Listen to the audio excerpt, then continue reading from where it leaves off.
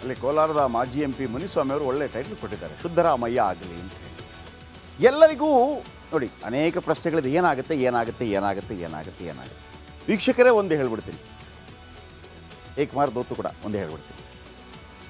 ಈಗ ED entry ಕೊಟ್ಟಿದೆ, ECIR police ಭಾಷೆಯಲ್ಲಿ ಅದನ್ನು FIR ಅಂತ ಕರೀತಾರೆ.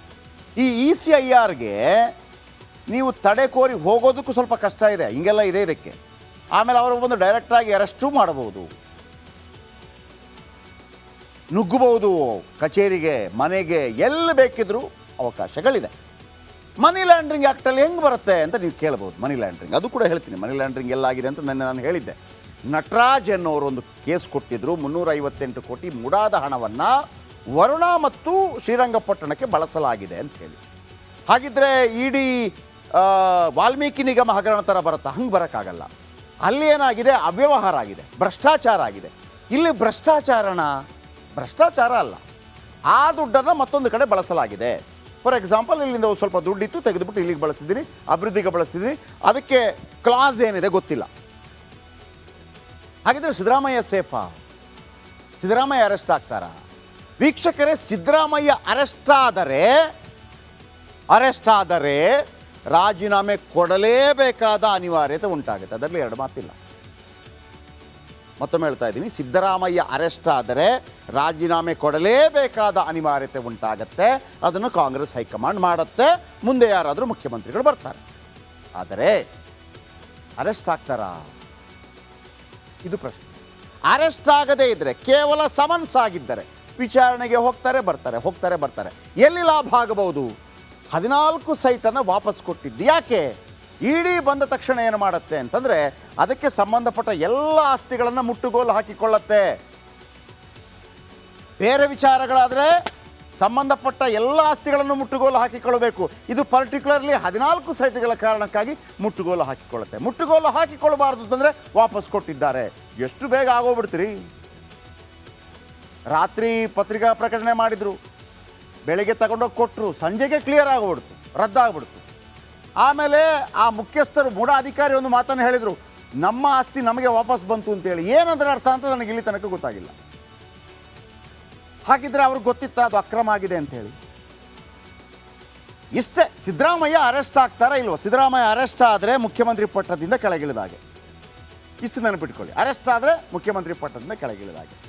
ಆದರೆ ಅರೆಸ್ಟ್ ಆದ ತಕ್ಷಣ ಸಿದ್ದರಾಮಯ್ಯ ಅಭಿಮಾನಿಗಳು ಸುಮ್ಮನಿರ್ತಾರಾ ಅನ್ನುವಂಥ ಪ್ರಶ್ನೆಗಳು ಕೂಡ. ಯಾಕೆ ಅಂತಂದರೆ, ಇಲ್ಲಿ ಹೈಕೋರ್ಟ್ ಕೆಲವು ನಿರ್ದೇಶನಗಳನ್ನು ಕೊಟ್ಟು ತನಿಖೆ ಮಾಡಿ ಅಂತ ಹೇಳಿದೆ. ಒಂದು ವೇಳೆ ನಾನು ನಿನ್ನೆ ಹೇಳಿದ ಹಾಗೆ ಇದು ದೇವರಾಜು ಮತ್ತು ಮಲ್ಲಿಕಾರ್ಜುನ ಸ್ವಾಮಿಯ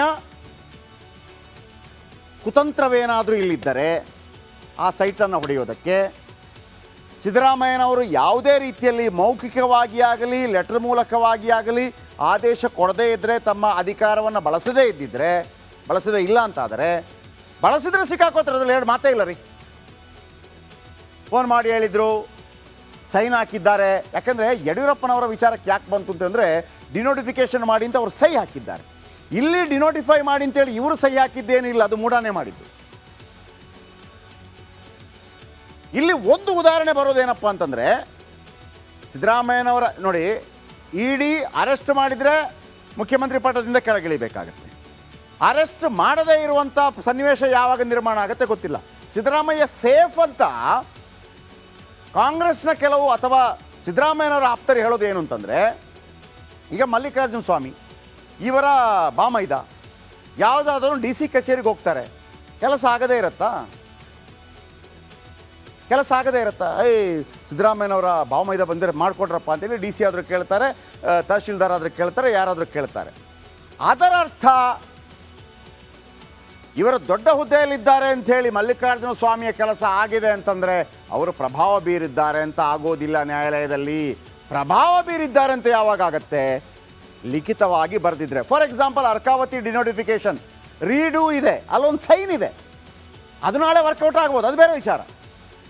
ಆಮೇಲೆ ಮೌಖಿಕ ಆದೇಶ ಯಾವತ್ತೂ ವರ್ಕೌಟ್ ಆಗೋದಿಲ್ಲ, ಅದು ದಾಖಲೆ ಆಗೋದಿಲ್ಲ.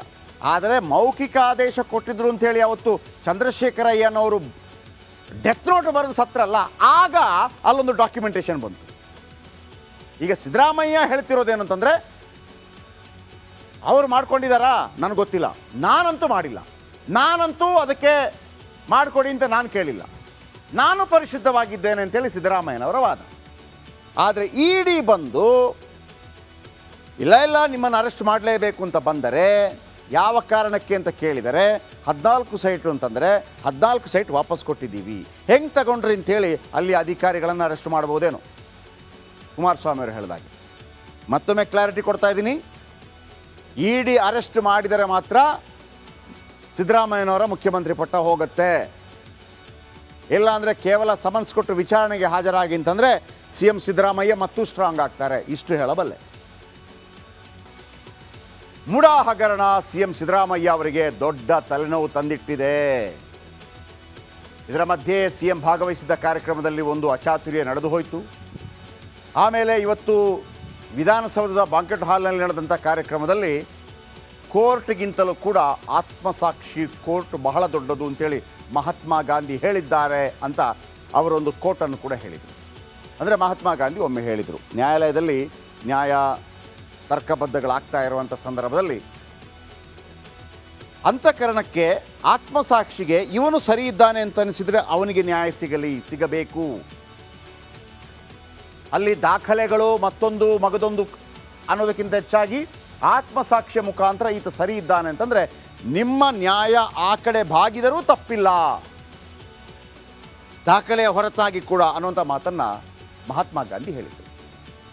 ಯಾಕೆ ಸಿದ್ದರಾಮಯ್ಯ ಈ ಮಾತನ್ನು ಇವತ್ತು ಹೇಳಿದರು ಒಂದು ಕಡೆ, ಎರಡನೇದಾಗಿ ಈ 14 ಸೈಟ್ಗಳನ್ನು ವಾಪಸ್ ಕೊಟ್ರಲ್ವ ಪಾರ್ವತಿ ಮೇಡಮ್, ಅಲ್ಲಿಯ ಮುಡಾ ಅಧಿಕಾರಿಗಳಿಗೆ ಆ ರೈಟ್ಸೇ ಇಲ್ಲ ವಾಪಸ್ ಪಡೆಯುವುದು, ಯಾಕೆಂತಂದರೆ ಅದು ಕೇಸ್ ತನಿಖೆ ಪ್ರಗತಿಯಲ್ಲಿದೆ. ಹಾಗಾಗಿ ಕುಮಾರಸ್ವಾಮಿ ಹೇಳಿದರು, ಹೆಂಗೆ ತಗೊಂಡ್ರಿ ನೀವು, ಅದು ಮುಡಾದೇ ಜಾಗ, ನೀವು ಹೆಂಗೆ ತಗೊಂಡ್ರಿ, ನಾಳೆ ಇಡಿನೋ ಲೋಕಾಯುಕ್ತನೋ ತನಿಖೆ ಆದಾಗ ಈ ಎಲ್ಲ ಅಧಿಕಾರಿಗಳು ಕಟಕಟೆಯಲ್ಲಿ ನಿಲ್ಲಬೇಕಾಗತ್ತೆ. ನಿಮಗೆ ಗೊತ್ತಿದೆ ಆಲ್ರೆಡಿ ವಾಲ್ಮೀಕಿ ನಿಗಮ ಹಗರಣದಲ್ಲಿ ಯಾರ ತಲೆದಂಡ ಆಗಿದ್ದು, ಅಧಿಕಾರಿಗಳದ್ದು ಕೊನೆಗೆ.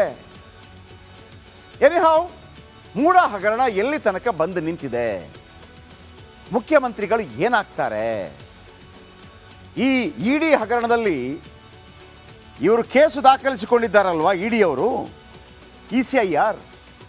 ECIR ಅಲ್ಲಿ ಏನಿದೆ ಅನ್ನೋದು ಯಾರಿಗೂ ಗೊತ್ತಿಲ್ಲ. ಹಾಗಾಗಿ ಇಡಿ ಸಮನ್ಸ್ ಕೊಡೋ ತನಕ ಅದಕ್ಕೆ ಒಂದು ತಡೆಯಾಜ್ಞೆ ತರೋದಕ್ಕೆ ಕೂಡ ಸಿದ್ದರಾಮಯ್ಯನವರಿಗೆ ಸಾಧ್ಯ ಇಲ್ಲ, ಅಂಥ ಒಂದು ಆಟ ಆಡಲಾಗ್ತಾ ಇದೆ. ಬನ್ನಿ ಒಂದು ರಿಪೋರ್ಟ್ ನೋಡೋಣ, ಅದರ ಬಗ್ಗೆ ಮಾತಾಡ್ತೀನಿ.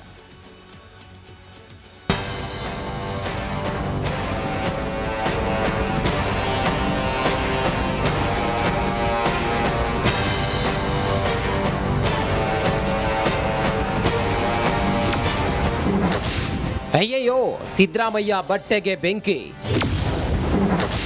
ಮೂಡ ಕಿಡಿಯ ಮಧ್ಯೆ ಇದೆಂಥ ಅಪಶಕುನ.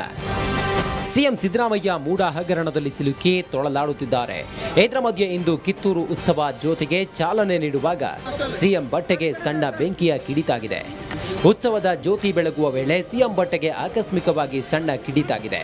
ಅದನ್ನು ಗಮನಿಸಿದ ಭದ್ರತಾ ಸಿಬ್ಬಂದಿ ತಕ್ಷಣವೇ ಎಚ್ಚೆತ್ತುಕೊಂಡು ಬೆಂಕಿಯನ್ನ ಆರಿಸಿದ್ದಾರೆ.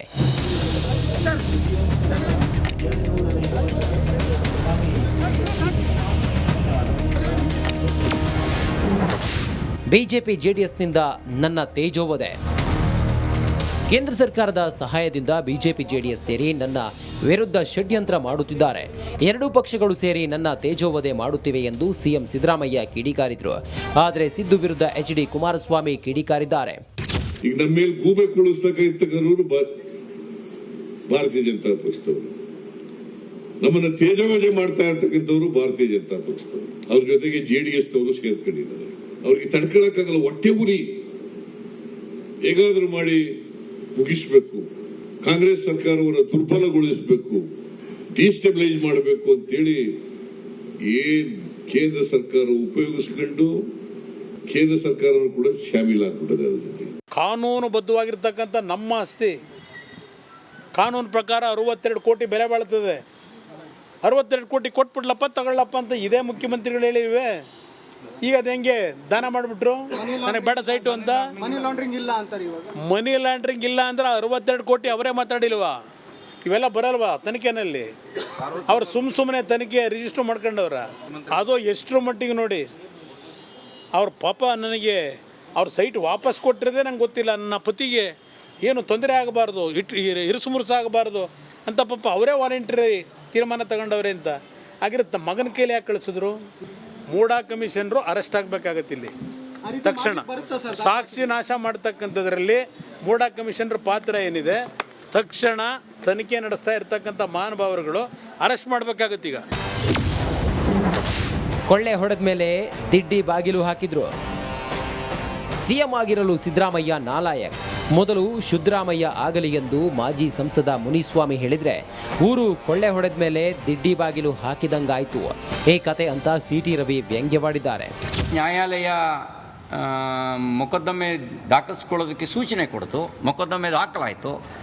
ಆಗ ನೀವು ಕೊಟ್ಟಿದ್ದರಿಂದ ಅದು ಊರು ಕೊಳ್ಳೆ ಹೋದ್ಮೇಲೆ ದಿಡ್ಡಿ ಬಾಗಿಲು ಹಾಕಿದಂತೆ ನೀವು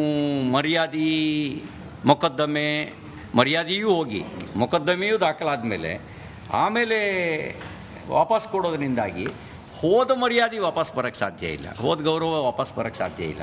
ವಿರೋಧ ಪಕ್ಷದಲ್ಲಿರ್ತಕ್ಕಂಥ ಸಂದರ್ಭದಲ್ಲಿ ಒಂದು ರೀತಿ ಹೇಳಿಕೆ, ಆಡಳಿತ ಪಕ್ಷದಲ್ಲಿ ಬಂದಂಥ ಸಂದರ್ಭದಲ್ಲಿ ಒಂದು ರೀತಿ ಹೇಳಿಕೆ ಕೊಡೋಂಥ ದ್ವಂದ್ವ ನೀತಿಯನ್ನು, ಡಬಲ್ ಆ್ಯಕ್ಟಿಂಗನ್ನು ಮಾಡ್ತಾ ಇರ್ತಕ್ಕಂಥ ಸಿದ್ದರಾಮಯ್ಯನವರು ಈಗ ಶುದ್ಧರಾಮಯ್ಯ ಅಲ್ಲ, ಅವರು ಭ್ರಷ್ಟಾಚಾರದಲ್ಲಿ ಮುಳುಗಿರ್ತಕ್ಕಂಥ ಸಿದ್ದರಾಮಯ್ಯನವರು. ಅವರು ಶುದ್ಧರಾಮಯ್ಯನವ್ರು ಆಗಬೇಕಂದ್ರೆ ಕೂಡಲೇ ರಾಜೀನಾಮೆ ಕೊಟ್ಟು. ಮೂಡಾ ಹಗರಣ ಸಿದ್ದರಾಮಯ್ಯಗೆ ತಲೆಬಿಸಿ ತಂದಿಟ್ಟಿದೆ. ಇದು ಮುಂದೆ ಎಲ್ಲಿಗೆ ಹೋಗಿ ತಲುಪುತ್ತೋ ಕಾದು ನೋಡಬೇಕಿದೆ. Bureau report, Republic Kannada.